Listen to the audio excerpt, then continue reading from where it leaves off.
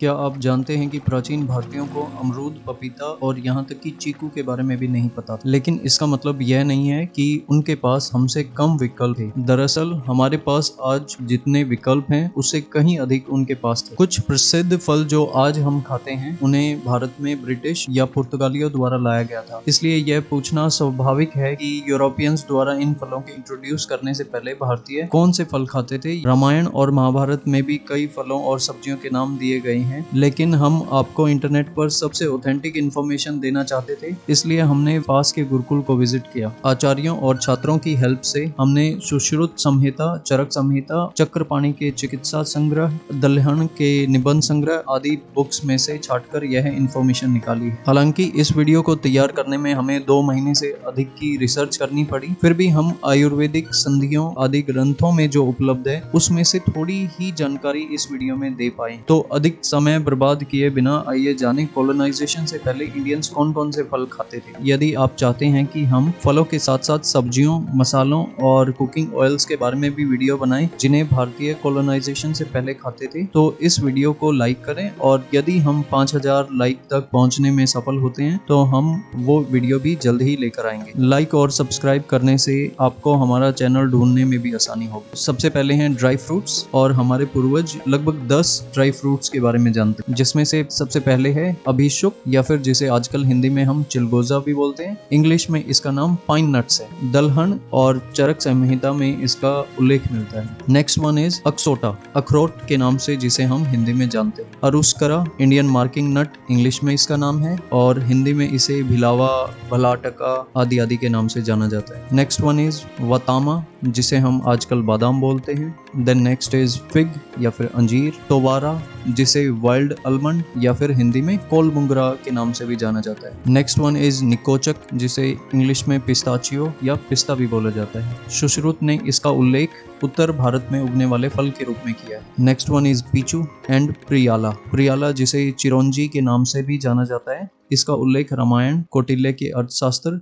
Buddhist जातक कथाओं में भी मिलता है। अब कुछ फल और सब्जियां ऐसे भी हैं जिन्होंने फल से सब्जी में और सब्जी से फल में अपना रूप बदला है। इसमें सबसे पहले है वर्तका या फिर बैंगन, जिसे इंग्लिश में हम ब्रिंजल बोलते हैं। ब्रिंजल को चरक ने फलों की कैटेगरी में रखा है, लेकिन आजकल हम इसे पूरी तरह से सब्जी के रूप में जानते हैं। Next one is Bimbi. Bimbi या फिर ईवी गोल्ड, जिसे लिटिल गोल्ड के नाम से भी जाना जाता है, और हिंदी में इसे कुंदरू कहा जाता है। इसका उल्लेख जैमिनी उपनिषद में मिलता है और आजकल हम इसे केवल सब्जी के रूप में यूज करते हैं। नेक्स्ट वन इज कदाली। कदाली, जिसे हम हिंदी में केला के नाम से जानते हैं। प्राचीन समय में केले की सिर्फ सब्जी प्रसिद्ध थी, लेकिन आजकल हम इसे सब्जी के साथ साथ फलों के रूप में भी यूज करते हैं। नेक्स्ट वन इज पनाशा, जिसे हिंदी में कटहल भी कहा जाता है।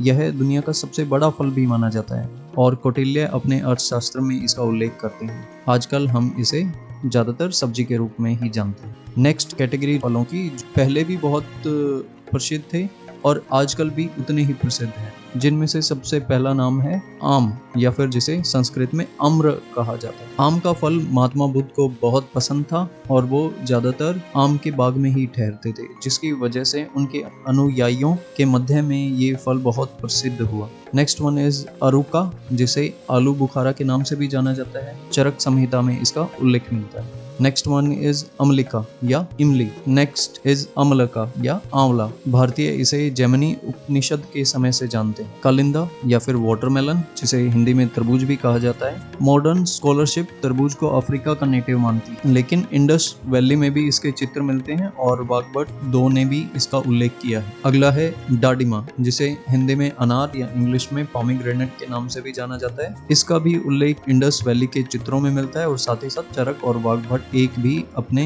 ग्रंथों में इसका उल्लेख करते हैं। अगला फल है करामर्दा या करोंदा। कौटिल्य अपने अर्थशास्त्र में इसके बारे में लिखते हैं। अगले फल के बारे में हो सकता है आप ना जानते हो, लेकिन यह बहुत ही प्रसिद्ध फल रहा है प्राचीन समय में। इसका नाम है बिल्वा, जिसे हिंदी में बेल या कैंथ के नाम से जाना जाता है। इसका उल्लेख यजुर्वेद, अथर्ववेद, अर्थशास्त्र और रामायण में मिलता है। बिल्वा की ही एक दूसरी कैटेगरी है कपिथा और टंका। अगला फल है कोला या कुआला, जिसे अलग अलग स्थानों पर बद्र लिखा हुआ है। आजकल हम इसे बेर के रूप में जानते हैं। यजुर्वेद, अथर्ववेद और सुश्रुत संहिता में इसका उल्लेख मिलता है। अलग अलग ग्रंथों में इसकी बहुत सी किस्मों के बारे में भी लिखा गया है, जैसे करकंदू, जो कि झाड़ी के बेर होते हैं, जिनका उल्लेख यजुर्वेद और शतपथ ब्राह्मण में भी मिलता है। इसकी दूसरी वैरायटी है सोवीरा, जो कि बड़ा बेर, और हिंदी में इसे कुनाव भी बोला जाता है। अगला फल जिसके बारे में प्राचीन भारतीय वाकिफ थे, खजूर, जिसका इंडस वैली और यजुर्वेद में मेंशन मिलता है। अगला फल है मृदविका, जिसे आजकल हम अंगूर और इंग्लिश में ग्रेप्स के नाम से जानते हैं।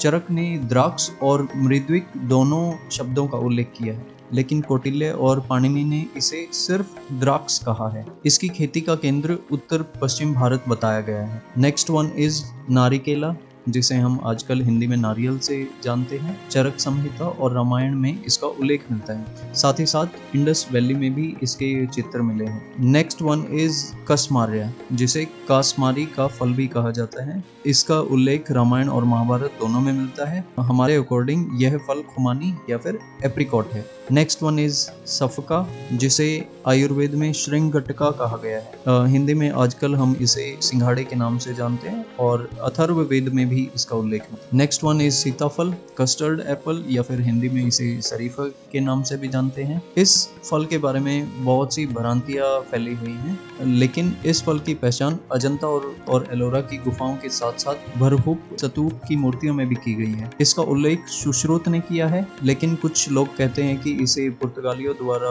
भारत में इंट्रोड्यूस किया गया था। हालांकि दलहन के निबंध संग्रह में के अनुसार इसे रावण मल्लिका या कसमारी मल्लिका के नाम से भी जाना जाता है। Next one is jambu, the all famous jamun, लेकिन कहीं कहीं पे इसे रोज एप्पल के लिए भी यूज किया गया, जो कि दक्षिण भारत में मिलती है। Next one is matulunga. मातुलुंगा को बिजारी नींबू के नाम से जानते हैं, and Kautilya mentions it among sour fruits. Ramayana में इसे बीजापुरा के नाम से भी जाना गया है। Next one is jambira. जंबीरा को कहीं कहीं पर जंबीरी नींबू या फिर दंतास्था के नाम से भी लिखा गया है। इसका उल्लेख सभी आयुर्वेदिक टेक्स्ट में मिलता है, और जब ह्योनसांग ने भारत का दौरा किया था तो ये बहुत लोकप्रिय था। नेक्स्ट वन इज एरावत, जिसे नारंगी या नारंगा कहा जा सकता है। आजकल हम इसे संतरे के रूप में जानते हैं। कुछ फल ऐसे भी हैं जो पुराने समय में तो बहुत प्रसिद्ध थे, लेकिन विभिन्न कारणों से आजकल लोकप्रिय नहीं है। इनमें से जो सबसे पहला है अमरटका,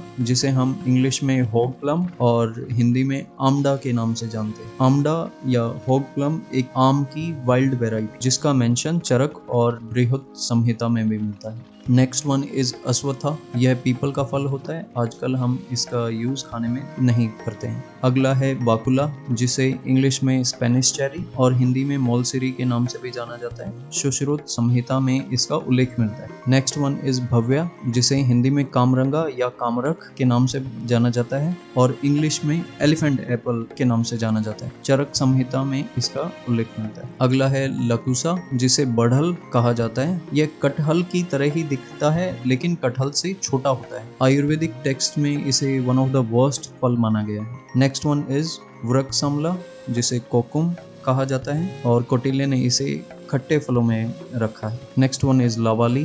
उससे अगला है परुसका, जिसे हिंदी में हम आजकल फालसा के नाम से जानते हैं। इंग्लिश में इसे सरबत बेरीज के नाम से जाना जाता है। नेक्स्ट वन इज फल्गु, जिसे क्लस्टर फिग या गुलर के नाम से जाना जाता है। गुलर की ही एक और वैरायटी है उदुम्बरा, जिसका उल्लेख अथर्ववेद और यजुर्वेद में मिलता है। Next one is pilu. Next one is plaksha या पिलखुन।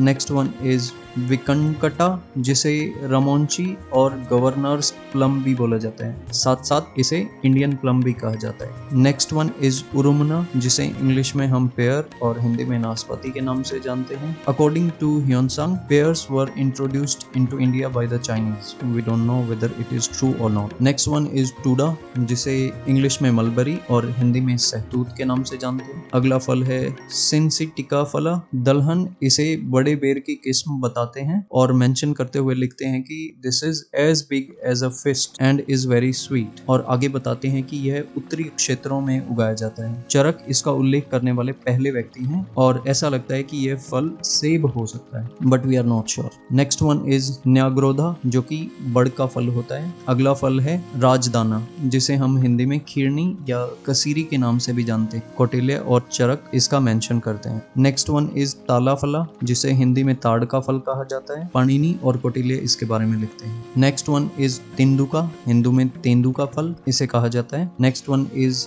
टेंटिडिका, यह कोकुम की ही अलग वैरायटी है और इसका शरबत पेट के लिए बहुत लाभकारी माना गया है। नेक्स्ट वन इज धनवाना, जिसे धमाना भी कहा गया है कहीं कहीं, और ये स्मॉल बेरीज की तरह होता है। नेक्स्ट वन इज अश्वकर्ण, जिसे हिंदी में साखुआ के नाम से भी जाना जाता है। यह छत्तीसगढ़ में जनरली पाया जाता है और साल के नाम से भी जाना जाता है। नेक्स्ट वन इज अक्षीफला, जिसे हिंदी में बहेड़ा या फिर विभीटिका भी कहा जाता है। कुछ ऐसे भी फल थे जो नियमित आहार का तो हिस्सा नहीं थे, लेकिन आयुर्वेदिक चिकित्सा और अन्य यूजेस उनके बहुत थे। तो ऐसे फलों की लिस्ट हम आपको दे रहे हैं।